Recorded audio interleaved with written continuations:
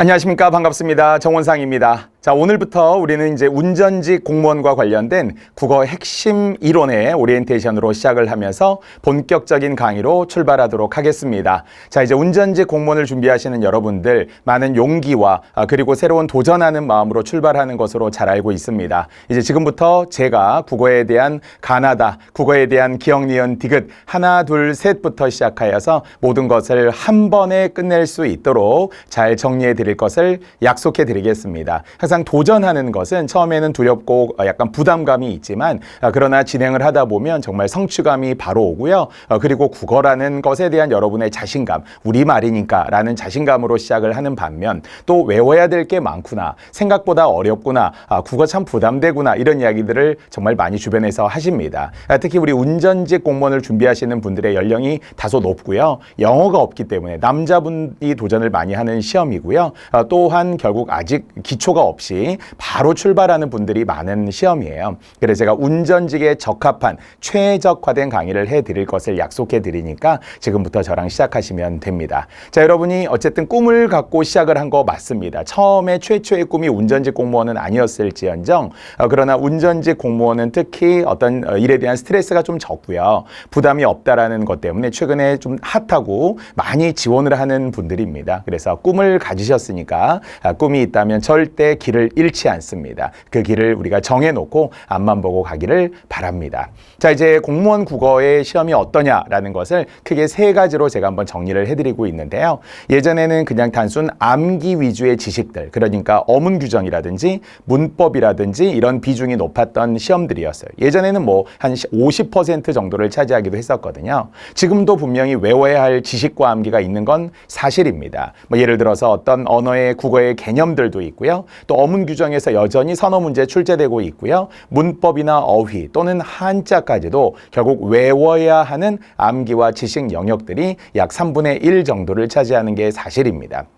하지만 최근 들어서 비중이 높아진 것이 논리와 바로 사고력 문제, 특히 비문학과 관련된 문제들이 늘어났어요. 비문학도 생각해보면 우리는 이미 아주 어린 시절부터 초등학교, 중학교, 고등학교 과정을 거치면서 나름의 어떤 글을 읽고 문제를 푸는 논리적인 사고가 있습니다. 여러분이 지금까지 훌륭한 가치관을 가지고 살아오셨던 것, 올바르게 선택하셨던 것, 그게 다 사실은 논리이고요. 그게 다 철학입니다. 그러니까 자신에 대한 어떤 논리와 철학을 믿고 사고를 믿고 가되 또 시험을 위한 게 분명히 있습니다. 정답 하나를 찾아야 되는 게 있으므로 비문학 독해, 또 최근 늘어나고 있는 국가직에서 늘어나고 있는 추론 문제, 그리고 또한 문학 작품들도 마찬가지인데요. 적절하고 객관적인 감상을 위한 과정들이 있으므로 논리와 사고 영역이라고 볼 수 있습니다. 하지만 또 중요한 것, 우리는 어떤 상식을 위한 공부가 아닙니다. 교양 강좌를 위한 국어가 아니고요. 시험을 위한 국어. 따라서 하나의 답을 찾아야 되는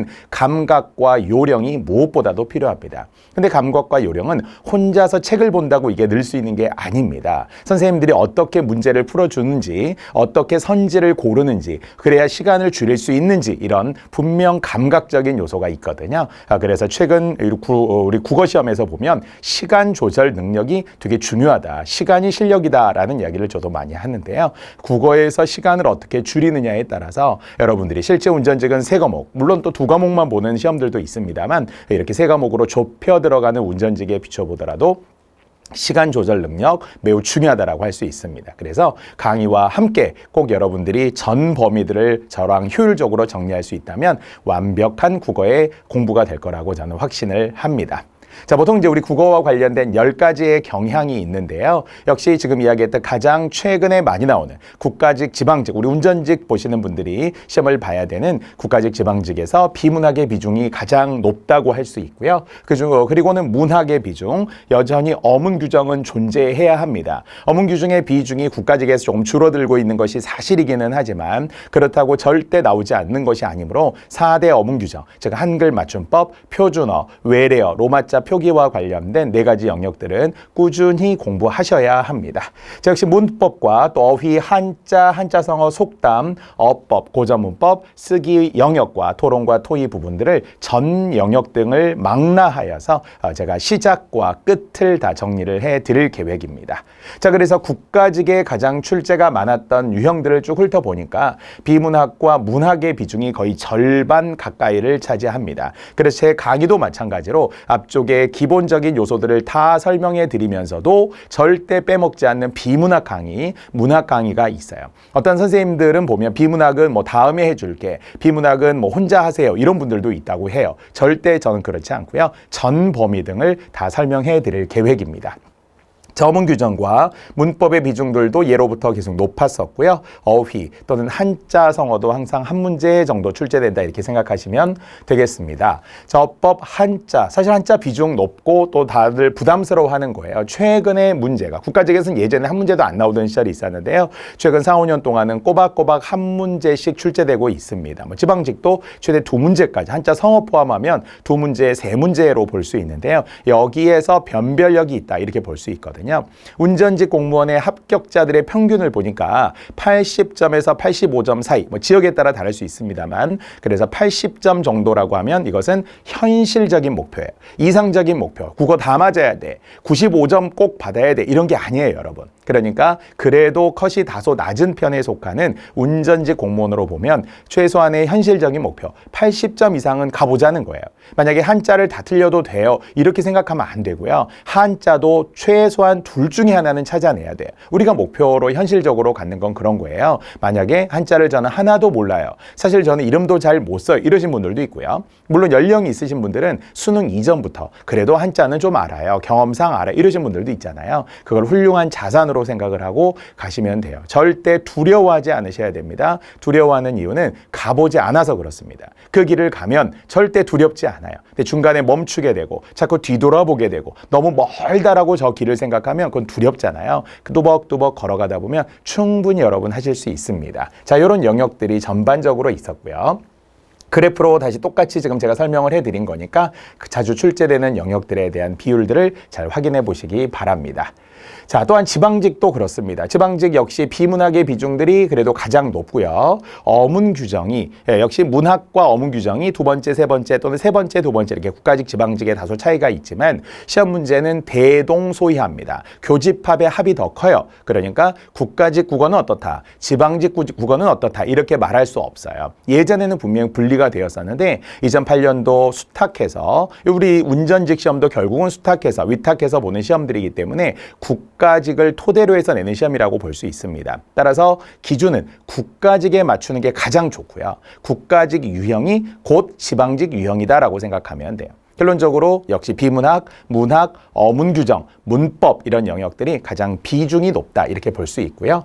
그러나 놓치지 않아야 할 한자 영역들, 그 이외에도 한자 성어, 어법 등등등등 다양한 유형들이 다 존재하는데 거듭 이야기하지만 이 유형들을 제 본 강의에서 다 설명해 드리려고 합니다. 자, 국어는 감으로 하는 것이냐, 국어는 적당히 찍으면 되는 것이냐 라고 하면 절대 안 되고요. 감이라기보다는 국어도 분명히 실력입니다. 갖추어야 합니다. 외워야 하고요. 또 이해해야 될 부분들이 있습니다. 무엇이든지 그렇듯이 꾸준히 조금씩 계속 해줘야 되잖아요. 그럼 국어는 우리가 아는 상식이냐? 조금 있어요. 왜냐하면 국어는 빵점은 안 나오잖아요. 왜냐하면 그래도 그냥 보니까 대충 찍었는데 맞았다 이런 게 있으니까 뭐 3, 40점 정도 이렇게 시작하시는 분들이 많아요. 아니면은 뭐 정말 운이 좋아서 비문학 따로 공부 안 했는데 그냥 보고 풀었더니 답이더라 이럴 때도 있어요. 하지만 그렇게 해서는 합격은 안 된다는 거죠. 그러니까 최소한의 점수가 뭐 40점, 50점은 나올 수 있을지 모르지만 그걸 가지고 내가 국어가 쉽다라고 하면은 계속 국어는 제자리 걸음. 그냥 국어는 계속 그 상태, 답보 상태에 머무를 수밖에 없어요. 그래서 상식으로 머무르지 말고 결국은 알지자. 따라서 알아서 결국 우리가 배워야 하는 것. 그것이 결국은 지식이 되는 거죠. 그러면 배워서 우리가 알게 되면 그 다음은 지혜가 되잖아요. 삶의 지혜로까지 또 확대될 수 있는 게 국어입니다. 자, 국어가 외워야 될 게 많다 이러신 분들이 되게 많아요. 그래서 와, 부담된다. 그런데 생각해보면 우리는 국어를 지금까지 그렇게 외워본 적이 없어요. 일상생활에서 의사소통을 하면서 그냥 밥 먹었니? 뭐 어땠니? 기분이 어땠고 오늘 뭐가 어떻고 이렇게 일상적인 말만 하고 그걸 국어라고 생각을 한데요. 전혀 그렇지 않습니다. 따라서 국어는 암기하는 것 일부 있습니다. 그러나 암기와 이해가 수반이 되어야 되기 때문에 제 강의 방식이 그렇습니다. 철저한 암기가 이해다라는 의도도 있고요. 결국 잘 이해하면 그것이 암기가 저절로 되는 거니까. 암기는 잘 외우는 것도 있고요. 그러나 잊지 않는 것도 있어요. 그러니까 잘 외워서 잊지 않도록 여러분이 반복해서 이 강의를 잘 듣고 소화하시면 되겠습니다. 자, 저는 국어 노배요라는 표현들을 우리 수험생들이 많이 하시잖아요. 운전직 공무원 준비하시는 분들이 대부분 노배, 기초 없이 시작하시는 분들이 많은데요. 그러나 기초라는 게 바로 무엇이냐? 그것은 오늘이 기초다라고 저는 생각을 합니다. 이 1강부터가 기초의 시작이므로 저는 강의 때 이거 다 알죠라든지 예전에 학교에서 다 배웠죠? 이제 저는 넘어갈게요. 제가 이런 말은 잘 안 써요. 물론 보편적인 기준은 존재할 거예요. 그래도 정상적 교육과정을 이수한 학생들이 누구나 풀 수 있는 게 시험 문제라고 보통 출제위원들은 이야기하잖아요. 그 보편화라고 하는 것은 그래도 어느 정도는 우리가 알기를 바라는 제 소망은 있습니다만 그래도 가급적 차근차근 다 설명해 드리려고 합니다.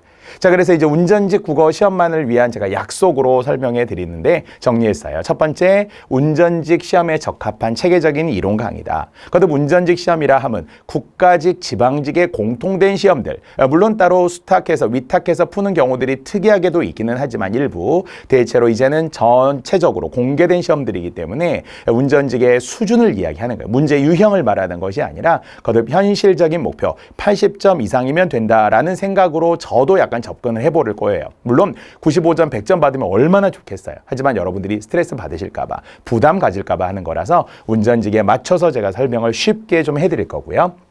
역시 문법, 어문 규정, 문학, 비문학 등 전 범위 등을 강의해 드릴 것이며 또 최근 운전직 시험에 잘 나온다라는 게 국가직, 지방직에 잘 나오는 부분들인데요. 그 부분을 집중적으로 강의해 드리며 자, 또한 국가직, 지방직이 포함되어 있는 다양한 기출문제, 물론 타 직렬들, 다른 시험들, 예를 들어 법원직, 국회직, 소방직, 경찰직, 군무원 이런 다양한 시험들을 제가 사이사이에 삽입해서 넣어드릴 테니까요. 이론 플러스 문제풀이까지 이 강의를 통해서 제가 다 정리해 드리려고 합니다. 자, 이 모든 것을 두 번, 세 번 물론 보시면 더 좋죠. 회독국수를 늘린다고도 하죠. 그러나 한 번에 끝낼 수 있도록 단기간에 끝낼 수 있도록 제가 약속을 드리고 싶습니다.